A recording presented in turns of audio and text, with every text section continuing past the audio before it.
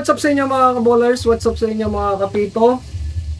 Isang mapagpalang araw uli sa inyong lahat at welcome uli sa panibagong vlog, sa panibagong episode na naman ng Uncle B Basketball Tutorials. At syempre, may panahon tayo ngayon para mag-lecture, may bigay ng mga ideas tungkol sa mga rules and regulations ng FIBA. Dahil doon naman tayo kumukuha talaga bilang amateur basketball referees at saka mga amateur na mga players na naglalaro ng basketball. Of course, yun ang sinusunod natin, ang FIBA rules and regulations. And then sa vlog na to, syempre, mag-share din ako ng mga ideas sa inyo, mga kaalaman, tungkol sa mga scenarios, okay? Yung mga pangyayari sa loob ng basketball court na karaniwang nangyayari or yung mga uncommon na nangyayari. At syempre kung paano natin hahatulan ang mga sitwasyon na yon. Okay? Kasi marami pa rin mga nagtatanong sa atin na mga referees, mga kabaro nating arbitero tungkol sa mga senaryo na yan. Ngayon syempre, bubuhin lang natin ang usapan. Okay? Dahil lagi ko nga sinasabi mga kapito, no, na lahat ng mga arbitero, mga referees na nanonood sa atin, na talagang ang mga veteranong referee ay kakaiba yan sa mga tinatawag na mga baguhang referees. Okay? Kung mga 1 taon tumatawag, 2 taon, 3 taon, 4 na taon, 5 taon, mga tinuturing yan ng mga baguhang referees pa lang. Unless na talaga yung mga veterans referees na tumatakbo na ng matagal na panahon. So, in my own opinion ko lang to, no? Entitled naman tayo sa lahat ng opinion natin eh.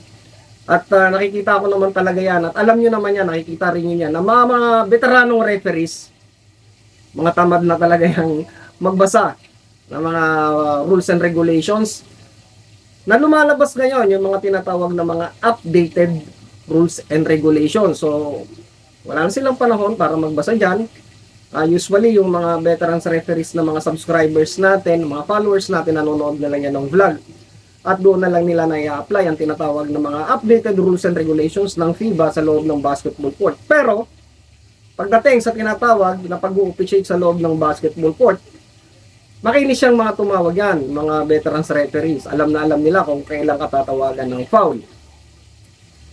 Pero, gaya ko nga sinabi ko sa inyo mga kapito, ang vlog na to, sa pagkakataon na to, bubuin lang natin kung ano talaga yung problema. Okay? Doon tayo magpo-focus ngayon.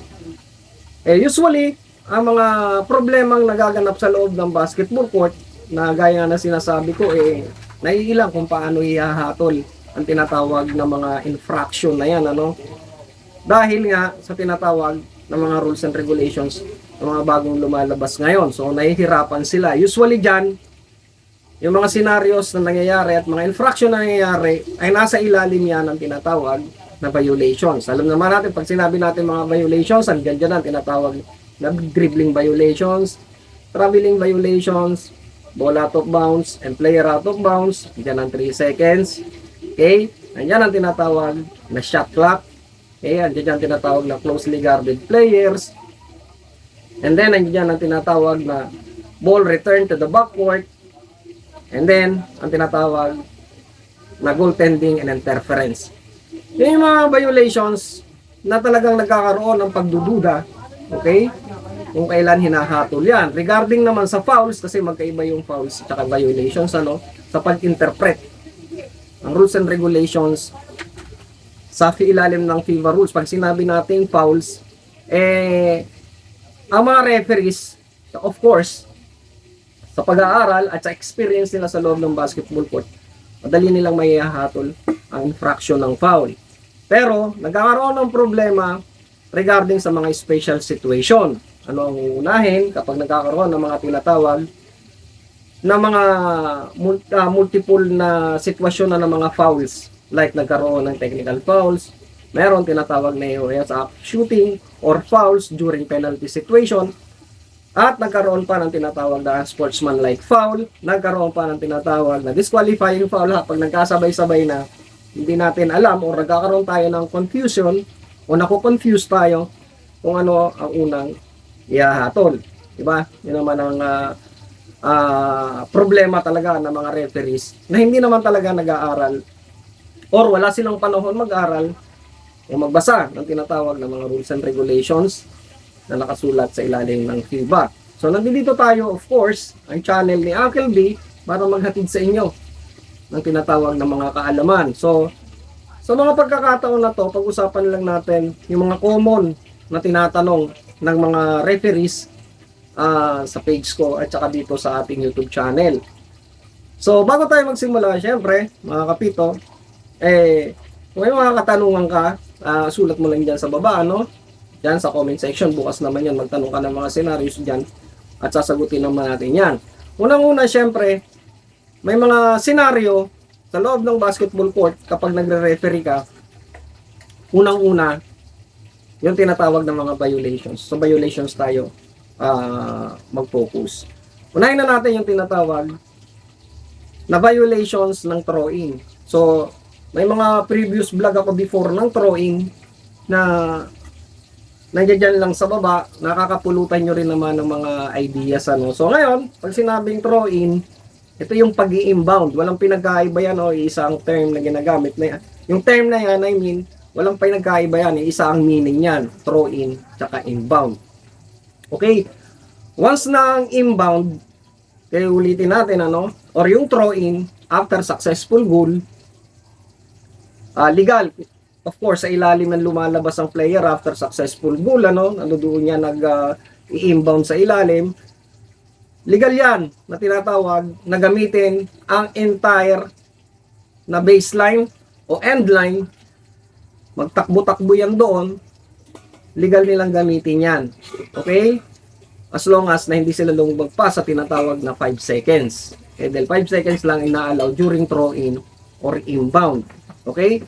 During naman na tumawag ang referee ng infraction o nagkaroon ng tinatawag na foul or mga violations at ilalabas yan sa sidelines or end lines, ibig sabihin ng bola ay nanggaling sa referee at i-inbound dyan. Lagi kong pinapaalala sa inyo mga kapito at lagi ko namang binavlog to, no? Na ang player ay allowed lamang ng tinatawag na 1 meter para mag-move 1 meter during throw-in or inbound. So, talaga natin tatandaan yan. So, walang sinasabi sa rules and regulations sa ilalim ng FIBA kung ilang step yan. Okay? Approximately, ang judgment dyan nasa referee. Sinasabi lang dyan na 1 meter. Okay? Kapag sa approximate ng referee na lumagpas ka sa 1 meter, tatawagan ka, of course, ang tinatawag throw-in violation. Okay? So, maliwanag sa inyo yan. Ang movement niyan, either pumunta ka roon sa left, pumunta ka roon sa right, basta 1 meter lang ang tinatawag na movement na pwede mong gawin. Or either mag-step back ka, patalikod, basta ang pinag-uusapan dyan, 1 meter lang. Okay? At the same time, of course, during throw-in or inbound, meron ka lang 5 seconds na kailangan i-consume doon sa tinatawag na throw-in area at kailangan may papasa mo na ang bola at mapunta na sa loob ng basketball court. So maliwanag ang throw-in na yan. Okay? Wala tayong pag-uusapan dyan. Malinis na ang ating problema dyan. Ano? So hindi na natin kailangan sabihin pa yung mga article na yan dahil tatagal tayo rito ng napakahaba. So, binibigyan ko lang kayo ng ideas tungkol sa mga violations na pwede mangyari sa loob ng basketball court. At kailan niya nagiging legal or illegal. Okay mga kapito, ngayon naman syempre, sinabi natin, umpisa natin sa tinatawag na major violation sa ilalim ng FIBA rules and regulations ang tinatawag na dribbling. Alam naman natin na ang dribbling, okay, once na ang bola, dalawa kasi ang klase ng dribbling, ano? Once na linift yan, talagang nag-rest yan sa kamay mo, linift mo, at din dribble mo uli, dribbling violation yan. Yan ang una. Pangalawang violation na po pwedeng mangyari sa dribbling, once na ang bola ay na-rest na intentionally, renest mo ang bola at din dribble mo pa, natawag yan na double dribble or dribbling violation. Yan ang pangalawa. Ngayon, sa ilalim ng tinatawag na dribbling violation, nagiging legal ang tinatawag na pagkuha ng bola galing sa tinatawag na after dribble, kinuha mo uli, yung tinatawag na fumble. Okay? Wag na wag tayong tatawag mga kapito kapag ang player ay nag-fumble. Kasi authorized pa siya kunin yan. Legal yun. Alam naman natin yun. Wag lang niya i-dribble uli. Okay? Ngayon mapunta tayo sa dribbling violation. Pag-usapan natin ang tinatawag na trending. Okay? Trending na tinatawag na kumapos ang tira. Okay? Ang player tumira, kumapos, kinuha niya ang bola, ano ang magiging hatol ng referees sa mga susunod na action pa. Okay? Alam naman natin na kapag ang bola galing sa tira ay kumapos at kinuha uli ng the same player, legal pa yan. Alam natin yan. Okay? Pero nagkakaroon ng mga contradiction sa ilalim ng rules and regulations na yan, kung kailan dapat niya itira lang o ipasa ang bola o kailan niya pwedeng i-dribble uli. Okay? So doon tayo mag-focus ngayon. Kasi mostly, yung ibang rules and regulations nakalagay dyan, hindi talaga specifically sinulat na gano'n ang ano. So alam naman natin na may mga scenarios pa rin or may mga pagkakataon pa rin sa loob ng basketball court na hindi nakasulat sa loob ng FIBA rules and regulations. Pero maliwanag na sinasabi ng FIBA, ang authorized pa rin or merong authority na tumawag ng tinatawag na violation regarding sa mga infraction or mga violations na hindi nakasulat sa FIBA yung referee. Siya pa rin ang may full authority para tumawag dyan. Okay, ngayon balikan natin yung tinatawag na tira ng player kumapos kinuha. Okay? Ang senaryo, kailan pwede niyang i-dribble at kailan hindi niya pwedeng i-dribble. Okay? So, yon. Yun ang ating pag-uusapan ngayon. Ito, scenario number 1 regarding sa dribbling violation or legal na hindi dapat tawagan ng pinag-uusapan natin ngayon na pagtira at kumapos. Once na ang player, okay, ang player ay galing pa lang sa tinatawag na pagsalo ng bola from the pass at galing sa salo at di pa siya nakaka-dribble, okay, unang senaryo to, at tinira niya, kumapos, at siya ulit nakakuha, entitled pa po siya mag-dribble. Okay, pwede niyang i-dribble ang bola, palayo ulit doon sa tinatawag na area kung saan niya dadalhin ang bola. Unang senaryo yan. Paano nagiging illegal ang pag-dribble? Okay, ang player galing na sa pag-dribble at renes niya na ang bola, tinira niya, kumapos, at nasalo niya uli. Ibig sabihin, dalawa na lang ang pwede niyang gawin dyan. Either ipasa niya sa kakampi niya, or itira niya. Hindi na po siya pwede mag-dribble. Bakit? Galing na po siya sa dribble. Okay? So yun ang ating solusyon doon sa tinatawag na viral ngayon na usapin tungkol sa senaryo na yan. Okay, maliwanag na yon. Kasi hindi nga lihitin mong nakasulat doon ang tinatawag na pagdidribble uli o yung hindi pagdribble. Okay, mga ka-ballers? So, maliwanag na yan. Wala na tayong pagtatalo dyan. Yan ang standing ng channel natin, ni Uncle B, regarding sa senaryo na yan. Okay? So, pag-usapan natin ang mga susunod na mga infraction o violation na pwede mangyari sa court na nagkakaroon pa rin tayo ng doubt kung ano ang ihahatol natin sa mga baguhang referees at sa mga ibang referees na hindi talaga nakakaalam o hindi nagbabasa ng mga rules and regulations ng FIBA. Ang susunod na pag-uusapan natin mga kapito ay ang tinatawag na traveling violation, which is ito yung pinaka-controversial sa lahat. Okay? Meron ako sa inyo mga advices regarding sa violations na to. Alam natin ang traveling violation ay una, magagawa yan o makukumit yan ng isang player kapag sumobra ang kanyang step galing sa tinatawag na zero step. Of course, from zero step, yung tinatawag sa NBA na gather. Okay, sa FIBA rules, zero step ang tawag. From zero step or gather, allowed lamang ang player na humakbang ng 2 beses. Alam naman natin yan. Kahit gaano kaliliit ang hakbang yan or kalalaki, basta 2 steps lang. Okay? Ang pangalawa, kapag ang player sinasabi na kailangan gamitin ang pivot foot niya. Okay? Hindi siya po pwedeng galing siya sa catch, okay? Galing sa salon ng bola at lumand ang unang paa niya sa ground at ang susunod ay ang pangalawang paa niya.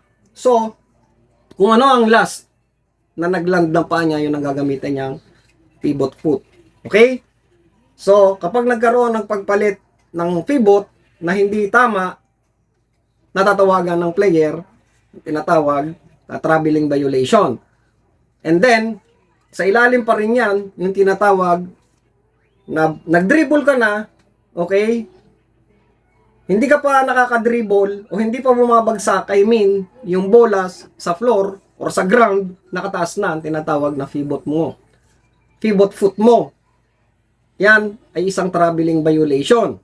Okay? Lalong-lalo na yung tinatawag galing sa tinatawag na forma o pagsalon ng bola, and then magkikreate siya ng movement. Minsan nangyayari yan na tumatawag ang referee ng traveling violation.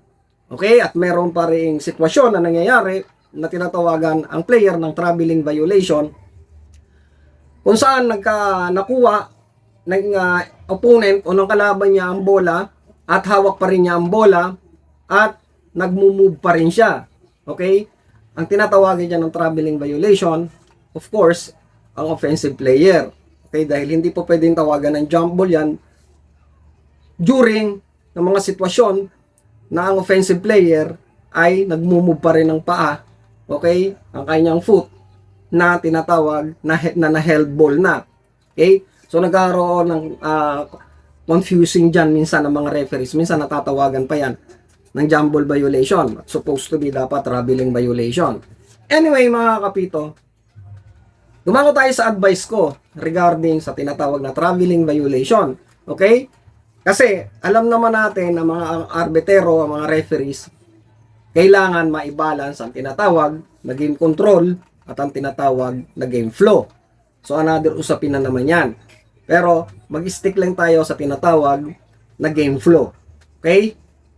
Dahil kailangan ang larong basketball, kapag tayo ay nagre-referee, ay tuloy-tuloy.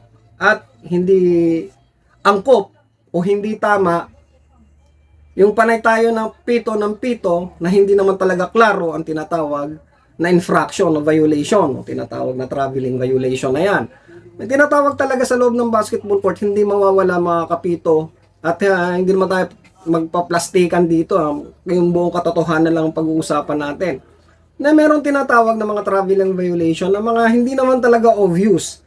For the sake ng tinatawag na flow of the game, okay, let go na lang natin. Okay? Lagi yung tatanda na sinasabi ko, hindi obvious. Okay? Tawagan na lang natin ang tinatawag na traveling violation, yung mga obvious na lang na traveling violation. Kasi katulad ng sinabi ko kanina, ang traveling violation ay isang isang violation na yan na talagang pinagtatalunan. Okay? Pinagtatalunan talaga yan ng mga players at ng mga referees sa mga sitwasyon na nangyayari ang traveling violation. Okay? So, ganun na lang ang advice ko sa inyo para yung game flow hindi naapektuhan at makita talaga natin ang ganda ng laro. Okay mga ballers, so dumako tayo sa another violation na naman, which is yung tinatawag na ball return to the backcourt. Okay, yung backcourt na yan, yung line niya sa gitna. Lagi natin tatandaan, okay, na natatawagan lamang ang isang team ng backcourt violation once na ang bola at ang player ay nandoon na sa front court at na-establish niya na ang kanyang posisyon doon at bumalik ang bola o ang player, bola at player sa tinatawag na backcourt nila. Okay? Ngayon, mga kapito, mga ka-ballers, may mga senaryo or mga sitwasyon na galing sa backcourt at ang isang pa nasa front court na nagdi-dribble, okay? At ang bola ay nasa front court na rin pero ang pa isa lang. O, minsan naman may senaryo na ang pa nasa front court na yung isang pa at ang bola ay nasa backcourt pa. Yun ang sitwasyon, yung senaryo. At tumatawag na mga referees sa tinatawag na backcourt violation.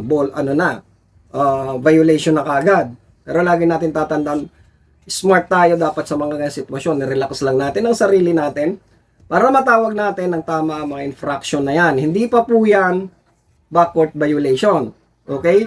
At hindi natin pwedeng tawagin yan na ball return to the backcourt kasi yan ang tinatawag na backcourt violation. From the word na ball return to the backcourt. Ibig sabihin, yung bola hindi pa talaga nakakapunta o nakakabalik doon sa tinatawag na backcourt nila. Isang pa lang, hindi pa establish ang player sa front court. So, hindi pa natin pwede tawagan ng tinatawag na ball return to the backcourt. Unless, okay, unless, na yan ang sinabi ko na ang dalawang paa ay nasa loob na ng front court at ang bola ay nasa front court na rin at ang bola ay bumalik sa backcourt, yun ay backcourt violation na. Okay? So, maliwanag naman yun, ano, yung player at ang bola nandoon na sa tinatawag na backcourt. Saka natin tatawagan yon. Kaya mga ballers, mga kapito, sana maliwanag sa inyo yan. Ngayon, may mga nagtatanong pa rin dyan ng mga players. How about Uncle B? Yung dalawang paa ng player nandun na sa front court na established na pero ang bola nagde-dribble pa sa backcourt. May mga senaryo kasing sitwasyon na ganyan. So, wag natin tawagan na tinatawag ng backcourt violation agad. Bakit? Kasi nga, kailangan ma-establish niya ang kanyang sarili kasama ang bola. Okay? Kapag na ang bola ay nandun na sa front court talaga, legally, and then nag-return ng bola sa backcourt, saka natin tawagan ng tinatawag na backcourt violation. Of course, lagi niyong tatanda na bola at player. Okay? Baka mabash na naman tayo rito ng ilang bashers natin tungkol sa mga senaryo na yan. Ay mga ballers, mga kapito, so yon ang ating pag-uusapan muna ng mga violations. Okay? So, lagi natin tatandaan sa mga susunod na pag-aaral pa natin ng mga scenarios, mga violations. So, tuloy-tuloy natin to. At pag-usapan naman natin yung iba. Yung shot clock, ano-ano pwedeng violations na pwedeng mangyari doon. Okay? Player out of bounds and ball out of bounds. Yung mga ibang tinatawag ng mga violations na hindi natin napag-usapan sa mga pagkakataon. So sana nagkaroon kayo ng aral, kahit konting aral sa vlog na to. At ipapangako ko sa inyo, itutuloy natin sa susunod na vlog natin ang pag-aaral regarding sa mga scenarios ng mga violations bago tayo dumako sa fouls. Sa mga violations muna tayo. At nangyayari sa loob ng basketball court na merong doubt ang ating mga kapwa arbitero o kapwa referees. Okay? Kasi syempre, dapat nakapokus tayo sa tinatawag na updated rules and regulations ng FIBA. Bagamat nagkikwentuhan lang tayo, hindi na natin kailangan magbasa ng tinatawag na article by article ng mga rules and regulations. At least nagkakaroon kayo ng idea kahit pa konti-konti sa vlog na to na yung mga nangyayari na yan kung kailan nagiging legal at illegal ang mga sitwasyon. Ay mga ballers, mga kapito, for a meantime, dito muna tayo, medyo mahaba ng ating vlog. At ituloy-tuloy na lang natin yan sa mga susunod na mga pagkakataon. Okay, at bago tayo magtapos, shoutout na lang sa lahat ng ating masugid na taga-subaybay dito sa ating YouTube channel. Okay, shoutout sa inyong lahat dyan, mapa-arbitero ka man, or mga mapa-coach ka man, mapa-players ka man. Shoutout sa inyong lahat, sir. Lagi po kayong mag-ingat saan man kayo naroon. Ay mga ballers, mga kapitot, dito ko natatapusin ang ating video. Magkita-kita ulit tayo sa susunod na vlog. God bless us all. Peace out.